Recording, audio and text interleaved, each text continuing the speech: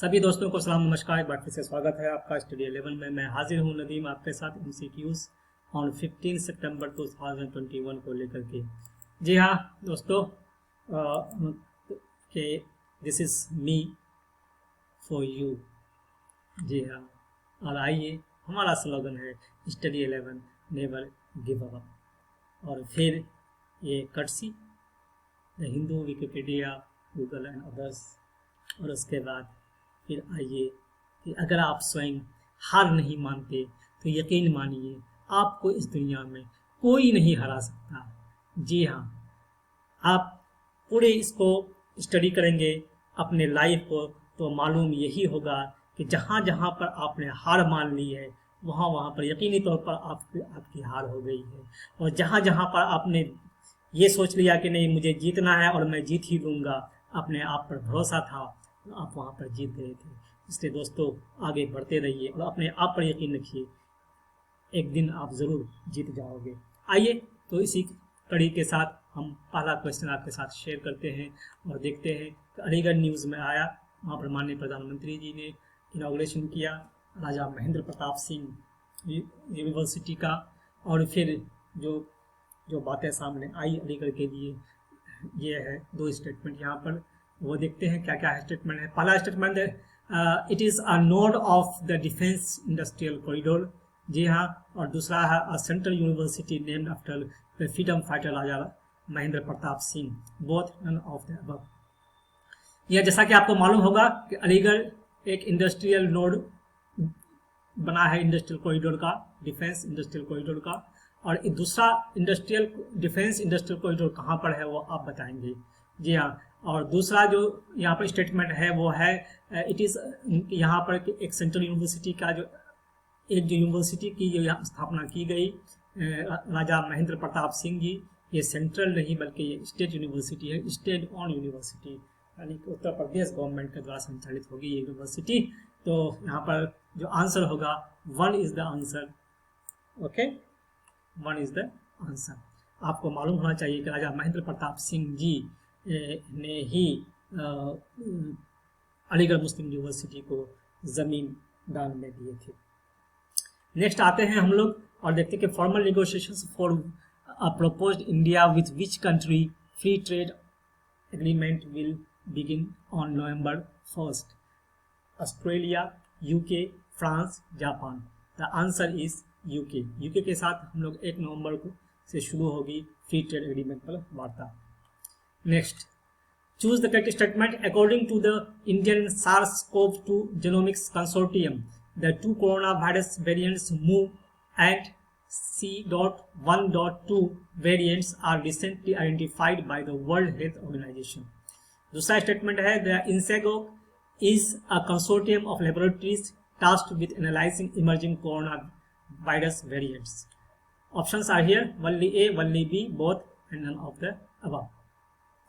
तो यहाँ पर ये है कि WHO ने ये कहा है कि मू और C.1.2 ये जो है वर्ल्ड में आए हैं, ठीक है, इंसैगो के अनुसार।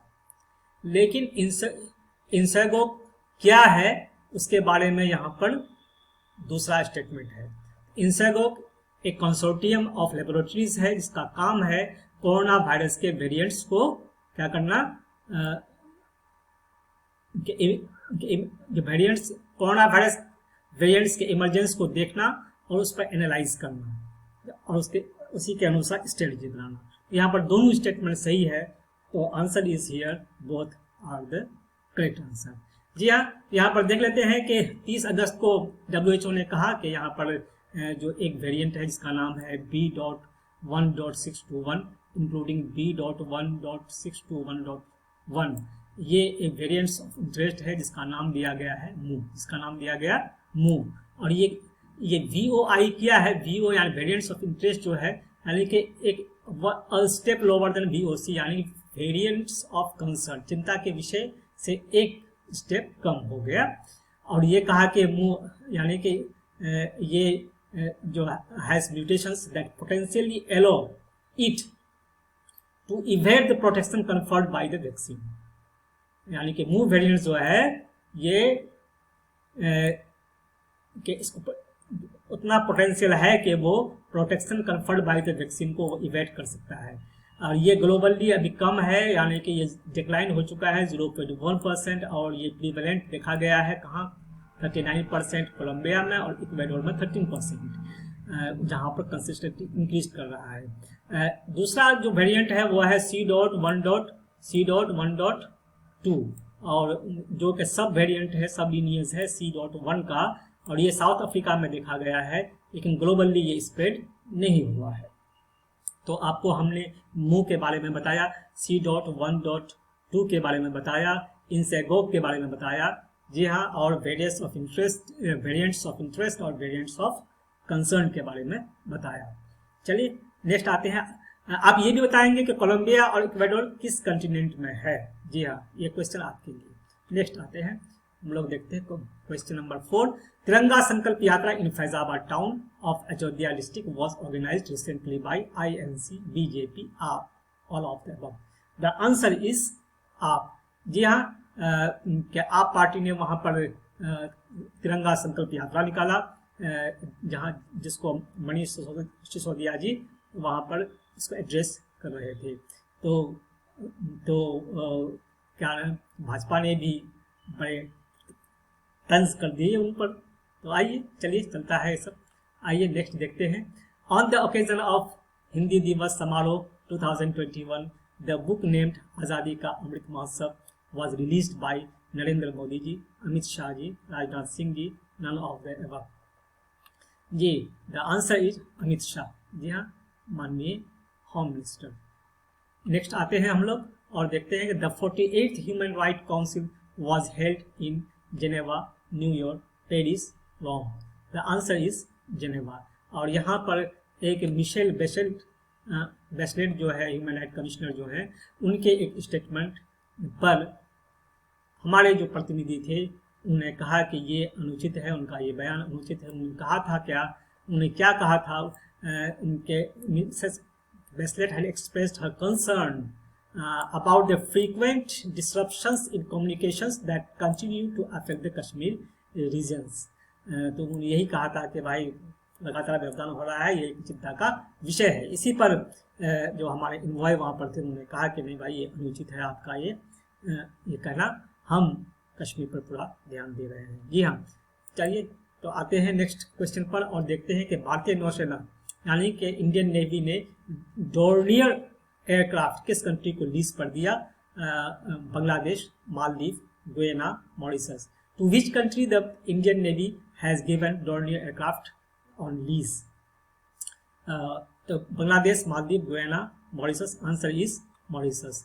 नेक्स्ट आते हैं सर और देखते हैं the nomadic communities including Gujjar, Bakarwal, Gaddi, Sippis belong to which state और union territories. Rajasthan, Gujarat, Haryana, Jammu and Kashmir. The answer is Jammu and Kashmir. जी हाँ, तो नेक्स्ट आते हैं हम लोग और देखते हैं कि which of the following companies are going to make HIV drug for children.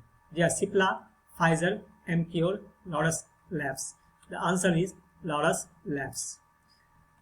Next question is here, which institution has reported that with fresh slippages in retail and MSME loans, the gross non-performing assets of commercial banks are expected to exceed 10 lakh crore by March 2022? ASSOCHAM, world bank, CRISIL 1 and 3। यानी किस संस्थान ने बताया कि खुदरा और MSME ऋणों में ताजा गिरावट के साथ वाणिज्यिक बैंकों की सकल गैर निष्पादित संपत्ति यानी GNPA मार्च 2022 तक 10 लाख करोड़ रुपए से अधिक होने की संभावना है। ASSOCHAM, world bank, CRISIL 1 and 3। Answer is 1 and 3। Next question is strider cycle private limited. Strider cycle private limited is होल्ली owned by which of the following company. Reliance, Infosys, Mahindra, Tata. तो आंसर इज हियर टाटा। जी हाँ, इस कंपनी ने क्या किया है, अभी दो ई बाइक का इन्होंने इनोग्रेशन किया है। एक का नाम है कॉन्टिन्यू ETB 100 और दूसरा है वोल्टिक 1.7।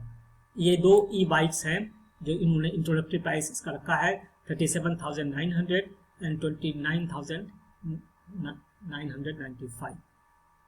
आपको इस तरह से भी क्वेश्चन आ सकता है कि कॉन्टिनो ETB 100 and voltaic 1.7 E bike किस कंपनी ने इसको इंट्रोड्यूस किया है बाजार में। Next, which of the following companies has introduced loan against mutual funds, a digital offering to provide loan from 5 lakhs to 2 crore? Reliance, Infosys, Mahindra, Tata Capital Limited. The answer is Tata Capital Limited. यहाँ Tata capital limited ने जो ये introduce किया है loan against mutual funds, ये जो है ये लोन जो होगा would be provided against equity and debt. जी हाँ, ये equity and debt schemes across the mutual funds, यानी कि म्यूचुअल फंड की जो स्कीम होगी उसी स्कीम के अनुसार दिए जाएंगे। नेक्स्ट आते हैं सर, और ये देखते हैं कि which of the following companies will receive 7,100 crore from Delhi metro rail corporation following the recent supreme court judgement? Reliance Infrastructure, Infosys, Mahindra, Tata Capital Limited. The answer is Reliance Infrastructure Limited. जी हाँ, the answer is Reliance Infrastructure Limited. Choose the correct matches regarding book and authors. These are the books and these are the authors. ये सभी book जो है यहाँ पे these books were nominated nominated for Booker prizes. तो Booker prize के लिए हुए थे, लेकिन इसमें से चाइना रूम जो है बाहर हो गए हैं। अभी ये 6 बाकी के 6 हैं। अब देखिए कि इनमें से कौन किसको प्राइज मिलता है। तो देख लेते हैं इनके जो राइटर्स कौन और कैसे कैसे हैं। Choose the correct matches regarding book and authors. China Room Sanjeev Sahota ji, ये इंडियन है। अ पैसेज नॉर्थ, यानी कि ये श्रीलंकन तमिल है, इनका नाम है Arudpragasam. The promise Damon Galgut, no one is talking about this Patricia Lockwood, bewilderment Richard Powers, and great circle Maggie Shipstead, और the fortune men British Somali author Nadifa Mohamed. तो यहाँ पर जो ऑप्शंस है A, B, C and D, E, F and G, both 1 and 2, none of the above. The answer is both 1 and 2, यानी कि सारे के सारे जो मैचेस सही हैं। चाइना रूम किसने लिखा है? संजीव सहोता जी। अ पैसेज नॉर्थ किसने लिखा है? अरुद प्रागासम जी।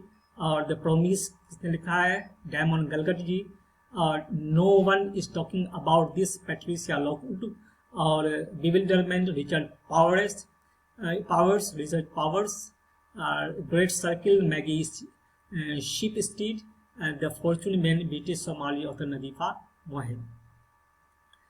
जी हाँ, नेक्स्ट क्वेश्चन देखते हैं। और हम लोग Johannes Gahr Store is to be the prime minister of which country? Norway, Finland, Denmark, Dutch. The answer is Norway. अभी नॉर्वे में इलेक्शन हुआ है और वहाँ पर है कि लेफ्ट विंग पार्टीज ने जो राइट विंग को वहाँ पर 8 साल के लिए 8 साल के लिए हटा दिया है।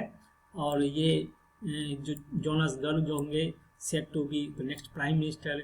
और ये 3 पार्टी कोalition होगा वहाँ पर, जैसा कि बताया जा रहा है, labour party, the centre party and socialist left. That's all my friends. और आज के लिए इतना ही। कल फिर मिलते हैं, तब तक के लिए इंतज़ार कीजिए और हैव अ गुड डे।